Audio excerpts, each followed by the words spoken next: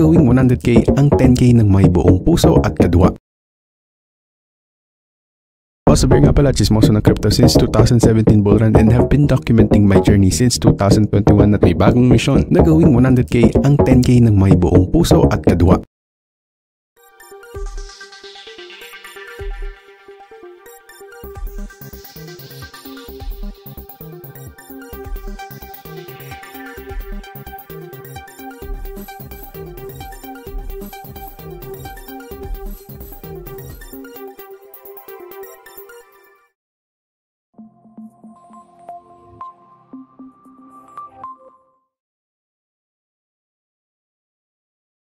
Ayun, isang malaking awesome. And thank you so much guys. Maraming salamat sa mga nandito agad at maraming salamat sa fiancé ko na nandito at nanonood. Big shoutouts kay Mang Pepe, big shoutouts kay Reynold, big shoutouts kay Master Gray, big shoutouts kay Innocentes, big shoutouts kay Kirk, and kay Genet, big shoutouts sa inyo.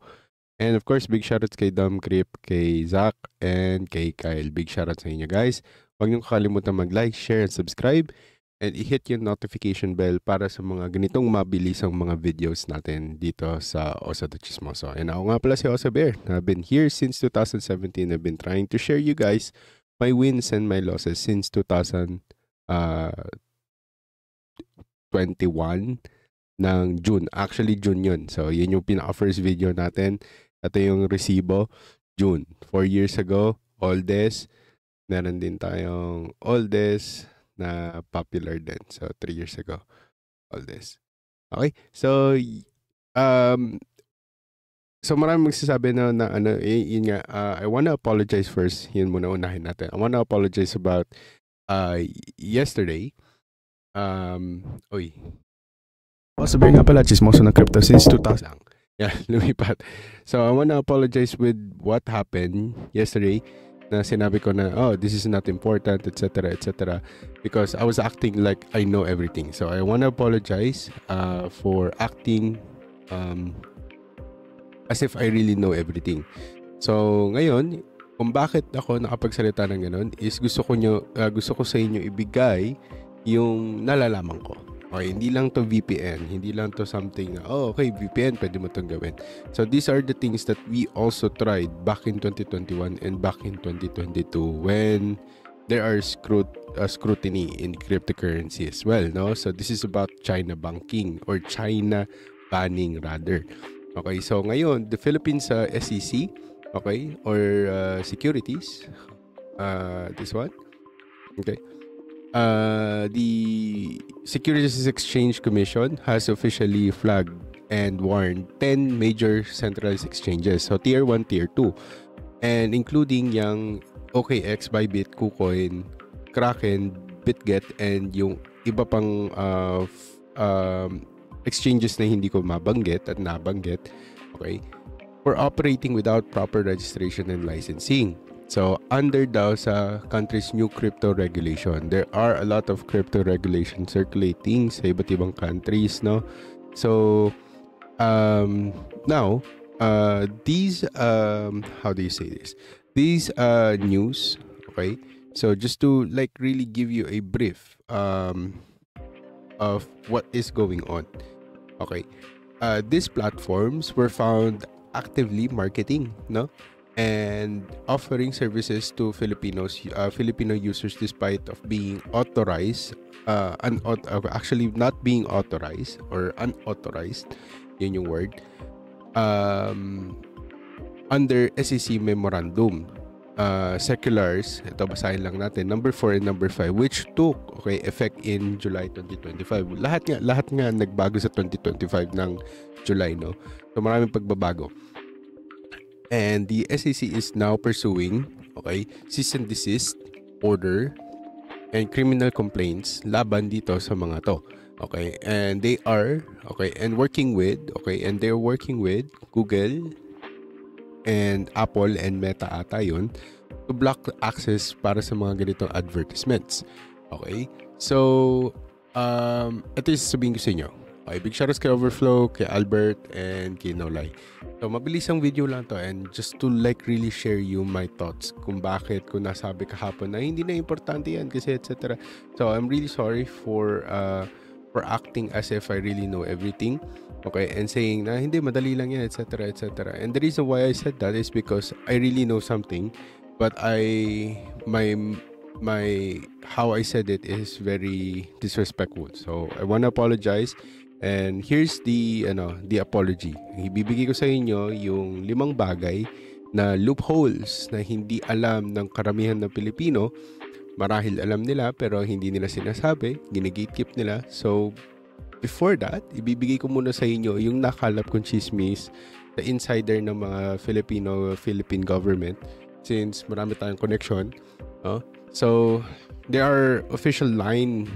Okay, which the official line is sabihin natin investor protection. Yun yung sinabi doon sa batas, no? But here's what is the real thing that is going on. So we have 23 viewers. Please do like and share, subscribe, okay? So eto lang yung sasabihin ko sa inyo. Okay, before mawala na naman sa isip ko anong gusto ko sabihin. Wait lang. Okay, so yan, mag-like kayo ha kasi wala nagla-like. Okay, so una is yung FATF pressure na tinatawag. Okay, so yung Philippines recently exited the FATF gray list na tinatawag. And ano yung FATF? Sige, pakita ko sa inyo para makapagsalita ko dito. Gray na-research ko na to nung kailan. Yan, so eto. I-zoom in ko para makakita niya ng malinaw ha. Okay, habang nagsasalita ako dito kasi kailangan maikli lang yung video natin. And yung regulators natin are now hype-focused sa AML compliance. Okay, so AMLA na tinatawag. So unlicensed exchanges na katulad ng mga nabanggit ko, are seen as gateways for illicit cross-border flows or money laundering or any other illegal activities na pwedeng mag-finance ng another bigger illegal activities which are human kumbaga harmful sa human. Pwedeng terrorism, human trafficking, etc. blah blah blah. Okay? So wag na tayo magbanggit masyado kasi si YouTube nang pa-flag yan. Okay, so next na reason na nakikita ko is this is because of BIR, tax visibility. So pwede nyo sisihin si Bongbong Marcos, no? Kasi talagang ginagahol niya yung mga yung updates natin sa tax laws. Okay, hinahabol na natin to. So yan yung nangyayari. So unregulated platforms katulad ng mga nabanggit ko make it harder to track the taxable events. So una, nakita niyo naman yung wave ng pag-charge sa mga yung ating mga online influencers, online TikTok sellers, etc. no? So napansin niyo 'yun. So baka sabihin niyo sa akin na hindi seryoso, lang 'yun, nagkataon lang 'yan. Okay? I'm really telling you guys, they are really doing a lot of updates. Okay? So hindi to basta chismis lang. Okay? It's very evident. Okay, kung pagtatahi-tahiin nyo lahat, isa-isa na sila naka-crackdown. Okay, tapos ang mismong ambassador nila is also an influencer. What does that mean? Diba? Same thing with casinos. But hindi nila maban agad yung casino? Okay? So, masyadong malaki kasi yung nagiging laundering dyan. Okay, ayoko na masyadong magsalita because it's very dangerous to talk about. Okay, next is yung ating local lobbying na tinatawag. Okay, so yung local lobbying, some insiders, pinaniniwalaan nila yung local exchanges, katulad ng PDAX or KuCoin, actually coins.ph yata yun, are lobbying for tighter rules to eliminate offshore competition. Okay, ito yung sinasabi ko sa inyo last year, diba? Kung nakikigumamit ng coins.ph, alam nyo bakit? They will take advantage of the Filipinos. Even though it is a Filipino product, super Filipino, they are that kind of Filipinos na sinasabi na Filipino products for the Filipino na who will make the Filipinos even more poorer. Okay, hindi ko sinasabing anti-coins PH ako or anything. What I'm saying is with the structure of per transaction sa coins PH, di hamak na sobrang laki ng charges natin in order to just trade and buy or sell. Okay, so that's why hindi ko sinasabi huwag kayong gumamit totally 100%. What I'm saying is when it comes to really starting with cryptocurrency, okay, there are a lot of other ways in order to really trade, buy, sell na talagang magiging safe. And more as day goes by, okay, trading cryptocurrency is becoming safer. Wherein, yes, siguro kung back in 2013, 2014, 15, I can say that, okay, you can use coins.ph. But, sabi natin, since hindi naman sila na-create during that time, no? So, yeah, what I'm saying is, okay, the reason why I'm not gonna recommend you guys the PDAX or yung lalo na yung coins PH is because of yung tinatawag na yung gap. Okay, sobrang laki nung gap ng transaction fee. Okay, para lang makapag-trade kahit sabihin natin spot hold pa yan. Tapos yung exchanges is far different from the original one that we have in index, the TradingView. Okay? Sobrang laki po ng fees. Okay? So, and kahit sa GCash or sa GCrypto, hindi ko siya isa-suggest. Okay? Because you will not be able to maximize and be able to really enjoy learning by trading. Okay? And fraction ng buong learning natin is nanggagaling sa actions that we have taken. Okay? So, next is yung political optics. Okay? Medyo mahirap pag-usapan to. So, with crypto scams and yung rug pulls natin, making headlines, yung government natin wants to show it's taking action. Okay? Nagpapasikat na tayo dito, okay? Because nakikita nila, medyo futuristic sila. Ang iniisip nila is tatakbo na sila sa next term. Okay? Kahit ano pang yun nyo sa akin, okay, bato nyo sa akin dahil sa mga pinoprotektahan yung mga partido, etc. Wala akong pake, nandito ako sa US. Punta kayo dito nyo ako balagbagin, 'di ba? So wala akong kung ang target ko is to really inform you guys, okay, bakit ako matatakot na i-inform sa inyo na ganito talaga yung totoong nangyayari? Dahil lang tinatarget ko yung partido na talagang gustong-gusto mo at talagang fanatic ka. Parang gano'n. So, hindi ako mag-shy away. Okay? So, especially with the elections and economic reforms in play. Okay? Marami na kasing, no? Ang hirap magsalita. Basta, maraming butthurt. Yun na lang yung sasabihin ko. Okay? Maraming butthurt pag ang topic is government. Okay, ang daling kumita at ang daling humatak ng views at ng engagement kung political topic yung Oso de Chismoso, no? Marami ding endorsement 'yan. So hindi ko ilalagay yung sarili ko diyan para lang ilagay pa kayo sa mas malaking kasalanan na tinatawag na debate. Okay, ayoko nung ganon. So next, dun tayo sa regional trend. Okay, so yung Thailand natin, Indonesia are also doing the same. Okay, so it's part of the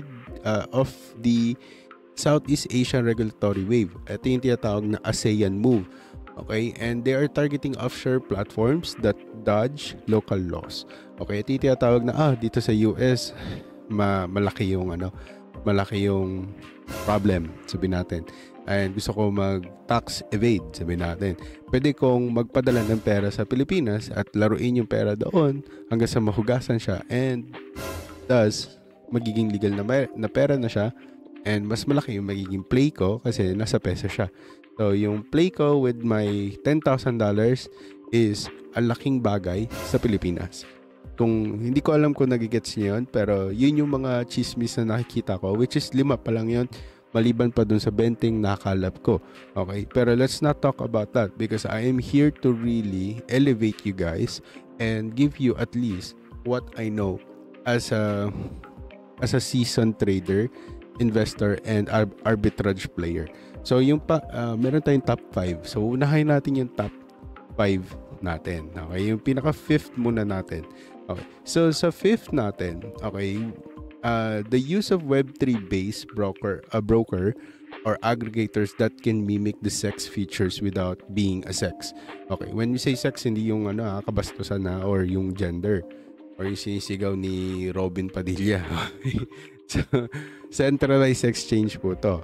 So, platforms like LiFi or SquidRoute through DEXs and bridges, sabihin natin, giving you an exposure to spot swaps and even futures with a centralized like UI.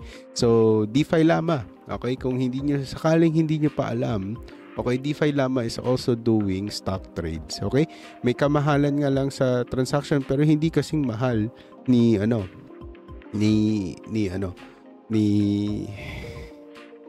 GCash, ni Paymaya or etc. So you see that yung mga yan, yung mga companies na yan, they are monopolized already. So that's why they cannot even lower themselves or lower one company to another because it will destabilize their system, no? So naniniwala ako Maya and G-Crypto is also one already. They are in one already. Isa na lang yan. Hindi na ako naniniwalang magkalaban pa yan. Okay? So kahit ano sabihin nyo sa akin, bahala kayo sa buhay nyo. Mag-ubos kayo ng laway sa akin. Wala kang pake. Okay. So, next is yung number 4 natin. Okay. So, ito yung top 4 ko. Okay, which is ito yung ginagawa ko kalimitan. Pero, hindi ko sasabihin paano. Okay? Basta sasabihin ko na lang sa inyo para magkaroon kayo ng idea on how the yung loophole works. Okay? So, yung apply kayo sa residency or banking abroad but continue living in PH. So sabihin natin, Filipino kayo, libre kayo kumuha ng passport sa Spain. Okay, pwede yan. Or sabihin natin, secure an e-residency in Estonia. Okay, so ito binibigay ko na yung Diyos sa inyo Residency in Estonia or incorporate UAE or Singapore entity to trade globally. So may mga tiga dito UAE, may tiga from the kingdom of Saudi Arabia dito. So you know what I mean. Okay, hindi ko na masyadong i-expose okay, because this is a loophole that you need to do a lot of research. In order for you to really do it is you need to really execute a series of plan. Okay? Huge planning po to para mapagana. Okay. So, dito is you have to open accounts tied to the foreign businesses and trade via that umbrella na tinatawag. Even, okay, sabihin natin, ano ba sabihin? Even use it to a onboard to block the exchanges via VPN. Okay, so maraming sasabi na VPN lang yan. VPN yan, hindi na kailangan. Okay, hindi na kailangan ng ganito, etc. Hindi. Okay, aabot tayo sa punto na hindi mo na rin magagamit yung VPN kasi hindi naman ugok ang Pilipinas totally, no? Medyo lang, yung mga namumuno, probably. Okay, majority ng mga namumuno dyan ngayon, ugok, paurong ang utak. Okay, at gusto mas pahirapan ng Pilipino in order to keep you guys in a rat race because there's huge bureaucracy and also monopoly in the Philippines. Okay, so there's lack of capitalism, no? Okay yung capitalism at certain extent, no? There's freedom, pero in terms of like monopoly, yun na lang lagi, no? Etc. Wala na eh. Kahit nga sa political, ginawa ng monopoly. Kumbaga, meron tayong tinatawag na family-owned na ang tawag dito, family-owned lang na pwesto. So, sabihin natin, pag Davao lang. Okay, sabihin natin, pag Cavite lang. Alam mo, ito lang itatakbo dyan. Ako, tiga Laguna ako. Alam ko yan. Lagi lang nagpapalit si ganito at si ganyan. Hindi ko na magbibitaw ng mga pangalan, pero alam niyo yung sinasabi ko. Okay? So, next is ito. Sabihin na lang natin Okay, sige, sabihin muna natin bakit legal yon. Kasi baka may magsabi dito, hindi rin legal yon kasi blah blah blah. So, you're declaring your business abroad. Sabihin natin, may business ka nga sa Estonia o kaya sa Spain, sabihin natin. As long as income natin stays offshore, you don't remit or untax profit home. Okay, so sabihin natin, okay, OFW ka, pwede ka makaligtas sa OFW tax. Yung tinatawag na taxation. So may mga tax exemption na tinatawag para sa mga OFW. Pwedeng gano'n. Basta hindi ka ugok na magpapadala ka 1 million ngayon, tapos sa susunod 2 million, tapos sa susunod 5 million, tapos biglang tumalon ng 20 million. Diba? Hindi mo na made-defend yun. Tapos ang trabaho mo, waiter. Sabihin natin katulad ko. Waiter lang ako diba? So, imposible naman makapagpadala ka ng next month ulit 5 million pesos. Diba? Baliw ka. Okay? So, mag-isip-isip tayo. Isipin nyo maigi yung mga moves. Okay? So, now, it's a valid loophole. Yung masasabi ko. And it's, in most jurisdiction, okay, just be cautious on double taxation and reporting treaties. Okay? So, medyo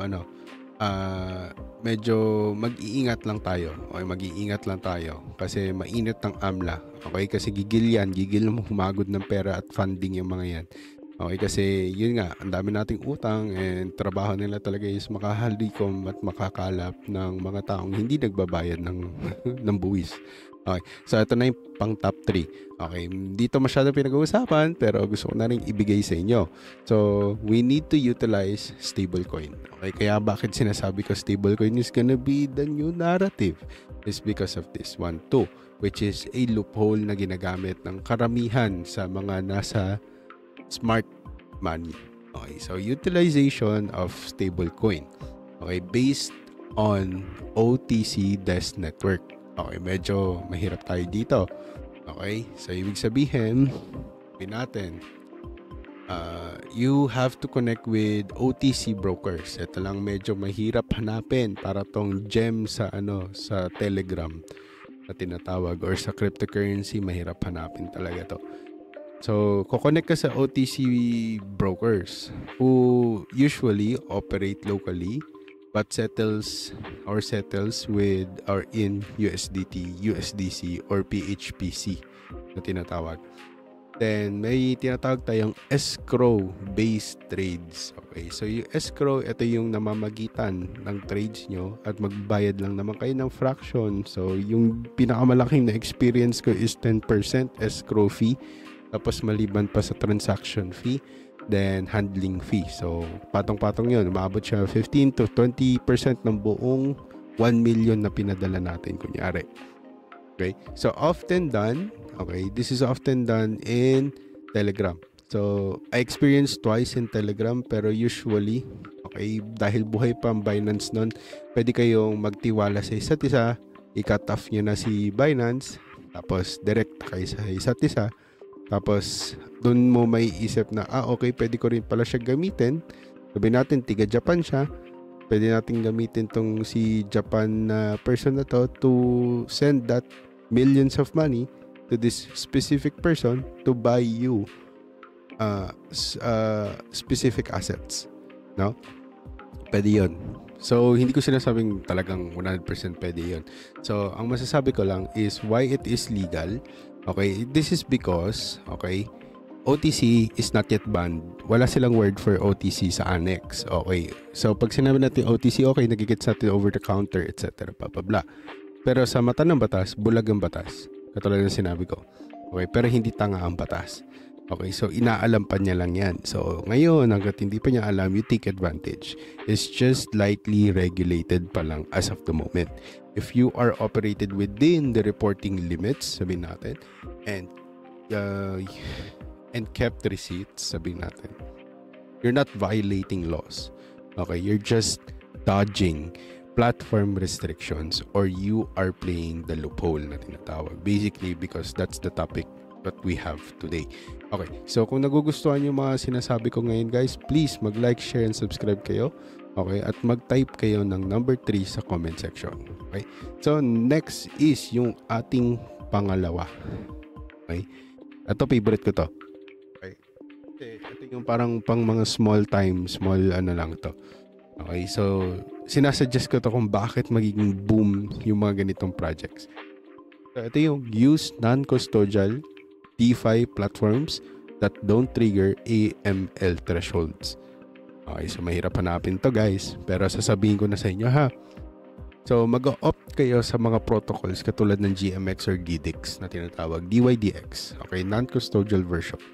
And katulad ng Vertex. Yeah, isa yun sa mga na hindi nagre-require ng KYC. So Aave dati hindi siya nagre-require, pero ngayon meron na certain limit na nire-require. Sabi natin mag-transfer kayo $50,000, nire-require nyo na. Okay? So si DDX hanggang ngayon hindi pa naman. GMX hindi pa naman. Si Vertex hindi pa naman. Okay, ang risk lang doon is yung liquidity. If they don't have liquidity, binigay mo liquidity, then nakaprayo na yan para sa iba. Okay? So, we have to really be cautious and vigilant as well. But this is my top 2 way in order for you guys to still trade the market and find gems and buy gems. For you to be able to be financially free and be able to really get out of the rat race. Okay. So, now, ano pa yung isang asset na talagang favorite ko na palagi kong sinasabi dito? Yan yung Hyperliquid. Okay? So, yung Hyperliquid, okay, it will let you access futures and leverage directly from a wallet. Okay? These are the things that will allow you to trade futures, diba? Makapag-leverage kayo 10x, 5x. So, pero hindi siya katulad sa Bybit na dun lang kayo sa Bybit na naka-ion na volume, no? So, ito ay open. Okay? Lahat to kita. So, nakikita din nila yung trade mo, nakikita nila kung pwede ka nilang i-copy, pwede ka nilang supalpalin, di ba? Yan yung kinagandaan ng DEXs kasi pag na-discover ka na, alam na na-discover. Okay? So, ewan ko, nagigets niya.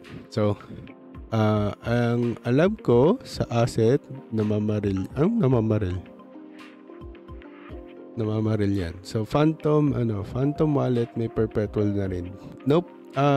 Yung Phantom, hindi ko masasuggest. Okay? You will know in the future. Pero for now, hindi ko muna sasabihin. Okay? So, yun nga, katulad ng sinabi ko, you just have to really keep your transaction volume below $500,000 per day. Okay, per day to avoid AML flagging. Okay, so kung gusto nyo mag-withdraw, mas suggest ko na 100k lang. Huwag kayong tataas ng 100k or 50k at least kung talagang gusto nyo safe na safe tapos wala kayong trabaho, no? Tapos bigla kayong receive ng 50k. Okay, have someone at least send you money, no? From different countries. Sabihin natin may asawa kayo katulad ko sa Japan. Okay? Go ahead and have her, okay, or him consistently send you money in a very consistent way. Kung natin 6 months. Okay, pinaka-safe yung 6 months. 3 to 6 months. Maano nyo man lang yung ma-build nyo yun. Every 15 days may sinesend sa'yo. Diba? Tapos ibalik mo sa kanya or sabihin natin maging mediator ka na ng totoong pinapadalhan niya. Sabihin natin magulang niya, pinapadala niya. Sa'yo na padaanin. Diba? Yun lang, wala kang asawa. Yun lang. Okay, hindi to para sa'yo. Yung sasabihin ko sa'yo, wag ka na mag-crypto. The joke lang. So, ito yung sasabihin ko sa'yo. Okay, if layering wallet, sabihin natin, ensure each has a transparent on-chain history, okay? To defend yourself from structuring, okay, or accusation. So, kailangan mo ng magandang history. So, you need to be able to print it in PDF, etc. Hindi pa pwedeng, okay, kasi hindi, totoo naman talaga, nagpiprint ako sa hindi mo lang nakikita sa Hyperliquid, etc. Sabihin natin, kailangan talaga ng, bigyan ka ng accusation, kumikita ka ng 10 million, bakit hindi mo di-declare? Okay, marami ka namang wallet sa Hyperliquid, tapos yung nakikita naman talaga doon na konti lang yung tinitrade mo. Hindi mo pinakita yung totoong malaking trade. Loophole to guys, okay? Loophole. So, pwede siya. Okay, so you're trading on a public smart contract. Okay, hindi na siya katulad ng SEXes, which is far more better, and also you have 100% control of your own asset because this is non-custodial. Pag sinabi nating non-custodial, Walang namamagitan, walang taong nasa likod ng inyong totoong possessions. Okay? As long as you are not engaging in anonymous laundering, or sabihin natin yung mga schemes na katulad na ibigay mo sa akin ngayong buwan, gagawin kong times 2 sa next buwan. Tapos, pag i-inviting ka nila ng 3 or 5 para ma-times 2 mo yung yung pera mo. So, something like that. Networking yun. So, now, if layering wallets, katulad ng sinabi ko, basta i-sure nyo lang na meron kayong on-chain history. Okay? Yan yung pinaka-importante para maging successful tong loophole na to. Okay? Hindi ko sinasabi ini-insist na gawin nyo talaga, no? Pero sinasabi ko lang. Okay? Then, okay, as long as then na hindi kayo mag-exceed ng triggering thresholds, which is yung 500k every day, mas safe talaga 50k para hindi kayo madali. 1,000 lang, okay? It's not going to ban you or it's not going to deem you as unregulated, okay? So, next, ito na yung pinaka number 1 na masarap gawin, okay? Kasi sobrang gandang loophole to, pero hindi to para sa lahat, okay? Is yung mga taong nagtatayo ng barbershop dyan pero wala namang ginugupitan at hindi naman naggugupit. Okay? At yung mga naggagawa ng coffee shop pero wala naman talagang tinitimpla. Okay, ako nagigets yung sinasabi ko. Okay, ito yung tinatawag na trade via business entities, not as an individual. Okay, so create a Philippine corporation or sole proprietorship since wala kayong limited liability company dyan or LLC na tinatawag. Okay, it needs to be registered under fintech advisory or digital consultancy na tinatawag. Okay, so may makikita kayo dyan mga may mga ganong memes pero hindi sikat yung meme sa Filipino kasi hindi nila nagigets tong idea na to, itong loophole na tinatawag. Meron doon nagpost siya na nagtayo ng barbershop pero hindi marunong maggupit pero laging nakaupo sa doon sa barber sa barber chair niya. Tapos pinakita doon sa reflection niya sa doon sa mirror na may green red candle. So ibig sabihin nagte-trade lang siya, wala siyang ginugupitan. Okay? Ako nagigets nyo. Pero yung company na yun, naka-register as fintech advisory or digital consultancy. So sabihin natin si Sir Oso maging digital consultancy siya. Pero hindi ganun kadali yun. Magsasubmit ka pa ng papers, papasa ka dapat sa regulation, magsasagot ka ng mga tanong, and dapat pumasa ka doon sa tinatawag na standards. Okay? Para mabigyan ka ng tinatawag na digital consultancy. Para maging consultant ka. Okay. So, trade under the company's name using its own tax profile and crypto wallets. Okay, hindi ka pa pwedeng sali-saliwa dito, pabago-bago ng wallet, hugas-hugas, etc. This is very far more organized. Okay, para ma-allow ka mag-trade ng finance, mag-trade sa ganito, mag-trade sa ganyan, 'di ba? And also, ang daming incentives pag ganito yung setup mo, no? So, ngayon, you gain a lot of you gain operational flexibility na tinatawag. Okay, meron siya tinatawag na tax write-off, equipment, mga equipments, mga bots, mga internet, subscription, even losses. Sabihin natin nakasubscribe ka kay Oso de Chismoso, nagbabayad ka $15, $30, that will be tax written off. Hindi ko sinasabing the whole $15 will be tax written off, but what I'm saying is the taxes that you pay to US and the taxes that you pay for the transaction and even the transaction fees could be tax written off, babalikin sa'yo, and pag yan nag-compound lahat-lahat, it will look like as if you haven't paid a single subscription, no? Because lahat yon nagko-compound, lahat ng mga taxes na yon, boom, mawawala. Okay, so equipment, bots, katulad ng sinabi ko, yung mga internet, subscription, even yung mga losses nyo sa cryptocurrency, you can declare. Okay, huwag mo na i-declare yung wins. Okay, yung gawin nyo lang, i-turn into staking nyo. Dun sa staking, dun nyo ilabas pag tapos na yung nyo. Sira ulo no? Anyways, so pagka staking nyo, o maganda dyan, igawa nyo ng paraan. Alam ko gets nyo to eh, magigets nyo. Hindi ko na masyado sasabihin, okay? Hindi ko na masyadong iaano. So, basta i-make sure nyo lang na nakaseparate yung personal banking, personal liabilities doon sa business, okay?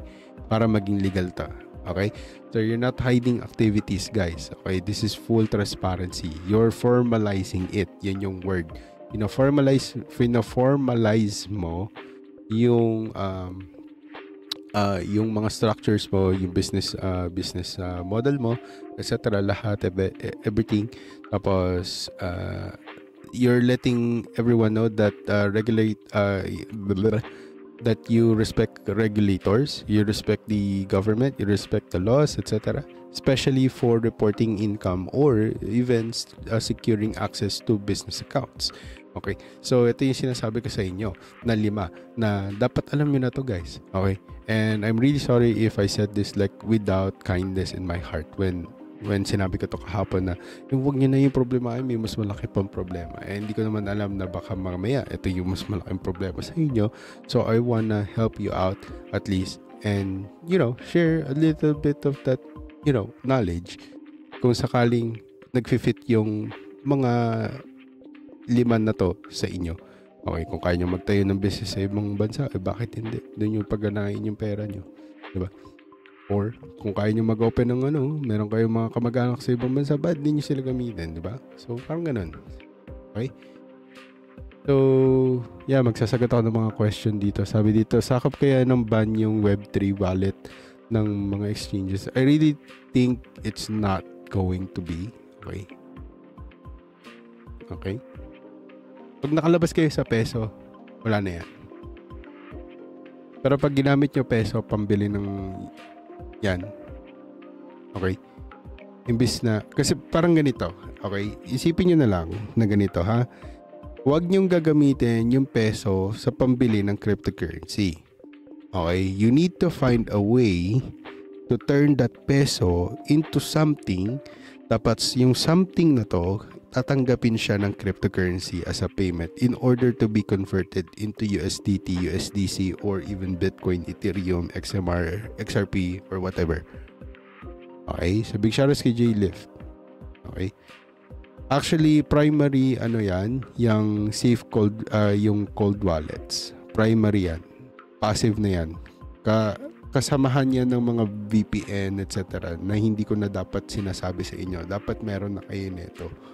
Okay, yung sinabi ko sa inyong 5 na yon, you can play with it and that's the best thing that is being played by